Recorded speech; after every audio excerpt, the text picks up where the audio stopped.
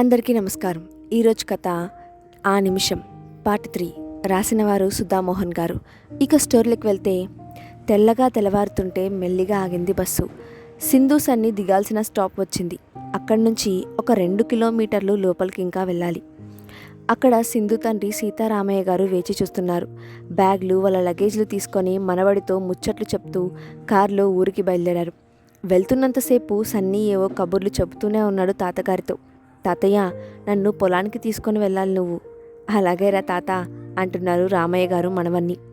మరి నాకు కొబ్బరి బొండాలు ఇవ్వాలి, మామిడి తాండ్రా కొని పెట్టాలి. అవన్నీ నువ్వు ఇంటికి వెళ్ళగానే సిద్ధంగా ఉంటాయిరా. మనవడి కోరికలకు మురిసిపోతున్నారు రామయ్య గారు. కబుర్లు చెప్తూనే ఉండగానే ఇల్లు వచ్చింది. ఇంటి చుట్టూ మొక్కలు, పెద్ద పెద్ద అరుగులు, పెంకుటిల్లు, పక్కనే కొంచెం దూరంలో అమ్మవారి గుడి. అరుగు పక్కనే పెద్ద గుండిగతో నీళ్లు ఇంట్లోకి వచ్చే వారి పాదాలు తడపడానికి మర్యాదపూర్వకంగా సిద్ధంగా ఉన్నాయి. అదొక్కటి చాలు పల్లెటూళ్ళు మర్యాదలకు పట్టుకొమ్మలని చెప్పడానికి. సింధు కారు దిగ్గానే గుమ్మం మెట్ల చివర సింధు తల్లి రాజ్యం గారు నించొని ఉన్నారు. కూతురు రాక కోసం 1000 కళ్ళతో ఎదురుచూసే తల్లి. ప్రేమకు నిలువెత్తు రూపం కదూ. లోకంలో అన్నిటికన్నా విలువైన అద్భుతమైన అనుభూతి అమ్మ ప్రేమ. అమ్మ ప్రతి కదలికలోనూ ఆ ప్రేమ కనిపిస్తూనే ఉంటుంది. సన్నీని సింధుని చూసి రాజ్యంగారి కళ్ళల్లో మెరుపు, ఒంట్లో తెలియని బలం, ఉత్సాహం వచ్చేస్తున్నాయి. రాసింధు, దీపు రాలేదే? వస్తాను అని చెప్పాడు నాతో. లేదమ్మా, తనకేదో వర్క్ ఉంది, ఇప్పుడు కుదరలేదు. మమ్మల్ని తీసుకొని వెళ్ళటానికి వస్తాను అన్నాడు. సన్నీ పరుగున వెళ్ళి కారు దిగ్గానే అమ్మమ్మని చుట్టేసుకున్నాడు. అమ్మమ్మ వచ్చేసా అంటూ. నాని, ఎలా ఉన్నావురా పండు అంటూ ఒకటే ఆటలాడేసుకుంటున్నారు అమ్మమ్మ మనవడు. అమ్మమ్మ, నాకు అవి కావాలి, ఇవి కావాలి అంటూ చెప్పేస్తున్నాడు. అమ్మమ్మ మనవల అనుబంధమే వేరు. అందరూ సన్నీ కబుర్లు వింటూ లోపలికి వెళ్ళారు. మధ్యాహ్నం 3:30 అయింది. ఇంటి పాలేరు వీరన్న వచ్చి బోండాలు కొట్టి ఇస్తున్నాడు సన్నీకి, సింధుకి. సన్నీ మాత్రం పల్లెటూరు మర్యాదలను, రుచుల్ని చక్కగా ఆస్వాదిస్తున్నాడు. కాసేపటికి స్నానాలు చేసి చక్కగా పెరటి అరుగు మీద కూర్చొని కబుర్లు చెప్పుకుంటున్నారు అమ్మ కూతురు. ఇంతలో సీతారామయ్య గారు అక్కడికి వచ్చారు. ఏవేవో కబుర్లు చెప్పేస్తోంది సింధు. అలాగే అమ్మ నాన్న ఇద్దరూ తన కబుర్లు వింటూ మురిసిపోతూ వాళ్ళ కష్టం సుఖం అన్నీ కూతురుతో పంచుకుంటున్నారు. నాన్న, రేపు నేను రాజావరం వెళ్ళాలి. డ్రైవర్ శ్రీనుకి కబురు పెట్టు అంది సింధు.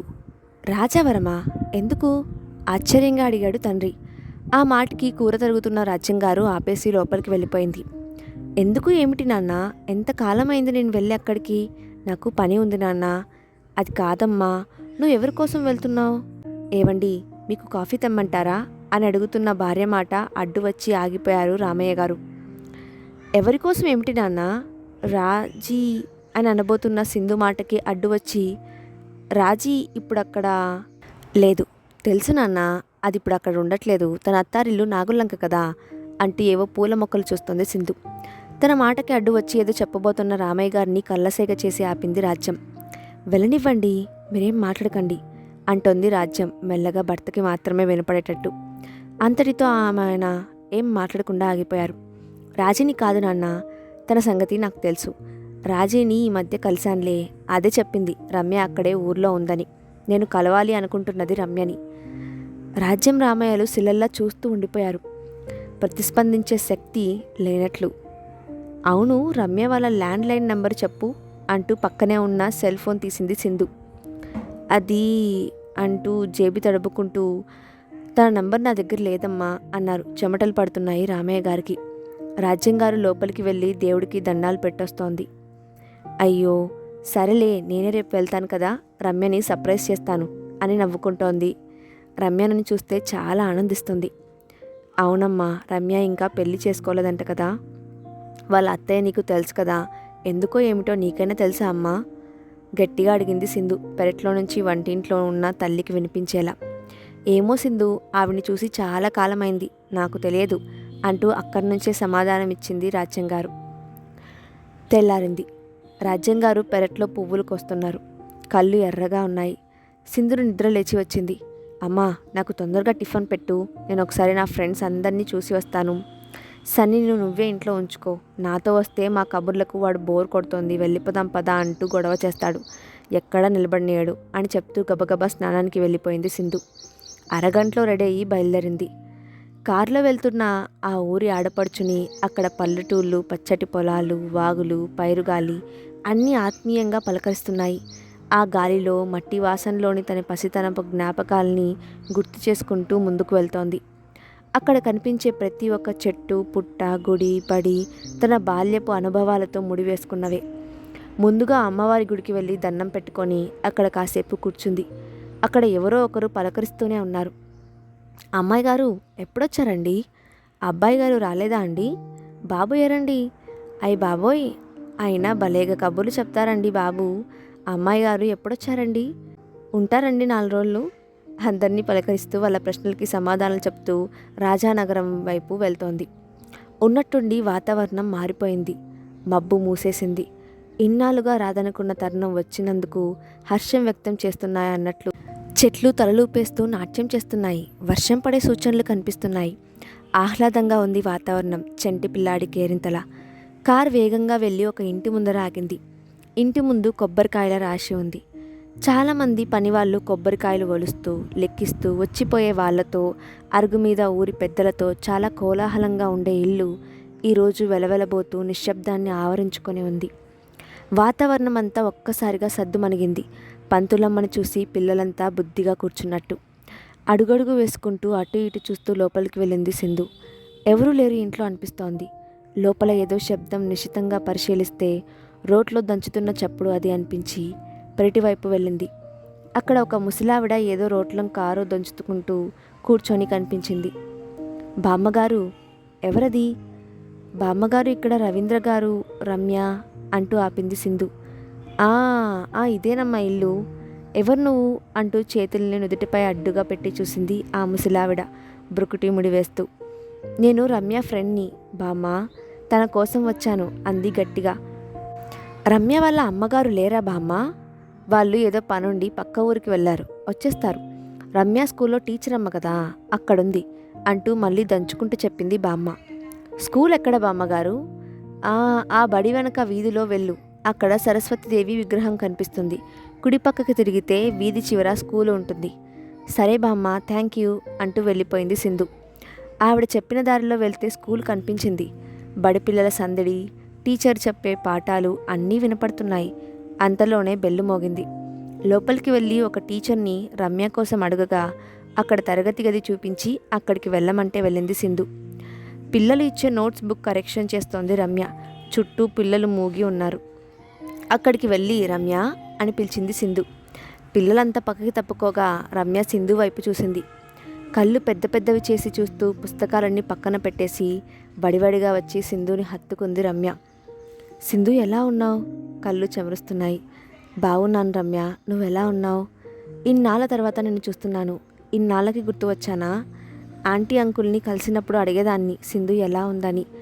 ఈ మధ్య వాళ్ళని కలిసి చాలా కాలం అవుతోంది. అవును, మీ అబ్బాయి ఏడి అంటూ అటు ఇటు చూసింది రమ్య. లేదు, వాణ్ణి ఇంట్లోనే వదిలి వచ్చాను. నీతో కాసేపు మాట్లాడాలి రమ్య. అమ్మా నాన్న ఎలా ఉన్నారు? వాళ్ళు పక్క ఊరికి వెళ్ళారట, మీ ఇంటికే వెళ్ళి వస్తున్నాను. అవును సింధు, రారా మాట్లాడుకుందాం అంటూ పక్కనే ఖాళీగా ఉన్న క్లాస్ రూమ్కి తీసుకువెళ్ళింది. ఇద్దరూ కుశలం మాట్లాడుకుంటున్నారు. అది సరే కానీ ఇంతకీ నువ్వు పెళ్ళెందుకు చేసుకోలేదు చెప్పు? అది అడగడానికి వచ్చాను అంటూ నిలదీసింది సింధు రమ్యను. అదేం లేదు సింధు, వదిలే అంటూ మాట దాటేసింది. లేదు, నువ్వు నాకు చెప్పి తీరాలి. మీ అక్క రాజీ అడిగితే ఇలాగే దాటేస్తావా? కళ్ళల్లో నీళ్లు తిరిగాయి రమ్యకి. హే రమ్య, ఏదో మామూలుగా అన్నా, అంతే పిల్ల, ఊరుకో, ఎందుకంత ఎమోషనల్ అవుతున్నావు? లేదు సింధు అంటూ కళ్ళు తుడుచుకుంది రమ్య. రాజీ పెళ్ళి అలా చకచక అయిపోయింది. చిన్న వయసులోనే చక్కటి కుటుంబం వచ్చింది. మరి నువ్వు అలా సెటిల్ అయితే అమ్మా నాన్న కూడా సంతోషిస్తారు కదా రమ్య. మంచి ఉద్యోగం చేసుకుంటున్నావు. ఇక్కడే ఒక మంచి అబ్బాయిని చూసి పెళ్లి చేసుకుంటే వాళ్ళ బాధ్యత తీరుతుంది కదా. ఏ వయసులో జరగాల్సిన ముచ్చట ఆ వయసులో జరగాలి. అవును, రాజీ కూతురు లాస్య ఏది అంటూ ఆత్రంగా అడిగింది సింధు. సింధు మాటలకి ఒకంత ఆశ్చర్యంగా ఉంది రమ్యకి. కానీ అలా వింటోంది రమ్య. అవును, మీ పెద్దక్క రమణిని మా ఊరిలోనే మీ మేనత్త కొడుకు ఇచ్చారు కదా. మీ పెద్దక్క ఎలా ఉంది? మీ మేనత్తని కలిసి చాలా కాలం అయిందని మా అమ్మ అంది నాతో. వాళ్ళంతా ఎలా ఉన్నారు? వాళ్ళంతా బాగానే ఉన్నారు సింధు. రాజీ కూతుర్ని చూపించు, నేను ముందు తను చూడాలి అంటున్న సింధు మాటకి అడ్డొచ్చి, నీకు లాస్య ఎలా తెలుసు సింధు అంది రమ్య. ఎలా తెలుసు ఏంటి? రాజీనే చెప్పింది. అక్క? ఆశ్చర్యంగా బ్రుకుటి ముడి వేస్తూ అడిగింది రమ్య. అవును రమ్య, రాజీని. అక్క ఎక్కడ కలిసింది నిన్ను? రాజీని ఈ మధ్యనే కలిశాను. ఎంత ఆనందంగా అనిపించిందో తెలుసా రమ్య? నన్ను వెతుక్కుంటూ తనే మా ఇంటికి వచ్చింది. మళ్ళీ బయట ఒకసారి కలిశాను. ఏదో దిగాలుగా ఉంది రాజీ. ఇదివరకటి ఆ ఉత్సాహం, ఆ చలాకితనం ఏవీ నాకు కనపడలేదు తనలో. తన కూతుర్ని నేను చూడాలని ఒకటే చెప్తూ ఉంది. సింధు అలా గలగల మాట్లాడుతూనే ఉంది. తన మాటలకి స్పందించే సత్తువ లేనట్లు తెల్లగా పాలిపోయింది రమ్య ముఖం. నిశ్చేష్టురాలయ్యి చూస్తూ ఉండిపోయింది. రమ్య, రమ్య అంటూ ముఖం పైన చేయి ఊపి పిలుస్తోంది సింధు. ఉలిక్కి పడింది రమ్య. ఏమైంది రమ్య? అన్నీ నేనే మాట్లాడుతున్నాను. అక్కని కలిసావా సింధు? మళ్ళీ అడిగింది రమ్య. అవును. ఎందుకంత ఆశ్చర్యంగా అడుగుతున్నావు? ఈ మధ్య వాళ్ళు ఇక్కడ ఉండటం లేదని, అనుకోని పరిస్థితుల్లో వాళ్ళిద్దరూ ఊరికి దూరంగా వచ్చేసామని చెప్పింది రాజీ. నా ఫోన్ నంబర్ తీసుకుంది. ఫోన్ చేసి మరీ అడిగింది లాస్యని చూసిరా అని. అంటుండగానే అక్క ఫోన్ చేసిందా? ఆశ్చర్యంగా గట్టిగా అడిగింది రమ్య. అవును రమ్య, ఇదిగో రాజీకే చేస్తాను ఉండు అంటూ ఫోన్ కాల్ లిస్టు ఓపెన్ చేసి అటు ఇటు అన్నీ తిప్పి తిప్పి చూస్తోంది. కానీ తను అనుకున్న ఆ కాల్ గుర్తుపట్టలేకపోయింది సింధు. అరే, రాజీ నంబర్ సేవ్ చేసుకోలేదు నేను అనుకుంది సింధు. ఇలా రా సింధు అంటూ తన చేయి పట్టుకొని వడివడిగా తీసుకొని వెళ్తోంది రమ్య. ఏమైంది? ఎటు తీసుకెళ్తున్నావు అంటూ ఏమీ అర్థం కాక తన వెనకే నడుస్తోంది సింధు. సరాసరి రమ్య తన ఇంటి ముందు ఆగింది. అప్పుడే లోపలికి వస్తున్నారు రమ్య అమ్మా నాన్నలు. గుమ్మంలోనే సింధుని చూసి గుర్తుపట్టి పలకరిస్తున్నారు. వాళ్ళతో సింధు మాట్లాడుతుండగా రమ్యకి ఒక ఫోన్ కాల్ వచ్చింది. అవును, నేను ఇప్పుడు అదే ఆలోచిస్తున్నాను. అసలు ఏంటి అంకుల్ ఇదంతా? మీరేం చెప్పలేదా తనకి? లేదు రమ్య, చెప్తే ఇన్నాళ్ళుగా తను నిన్ను కలవకుండా ఉంటుందా? అది ఎలా, ఏమంటుందో అని. అలా కాదంకుల్, సింధు మాట్లాడిన మాటలకి నా మెదడు మొద్దుబారిపోయింది. ఏమనాలో ఏం చెప్పాలో అర్థం కావట్లేదు. సింధు రమ్యకి దగ్గరగా వచ్చింది వాళ్ళ పేరెంట్స్తో మాట్లాడి. తను రావడం గమనించిన రమ్య మాట ఆపేసి తనని లోపలికి తీసుకొని వెళ్ళింది. గదిలోకి వెళ్ళిన సింధు అలా చూస్తూ ఉండిపోయింది. అసలేం జరిగిందో నెక్స్ట్ పార్ట్లో చూద్దాం.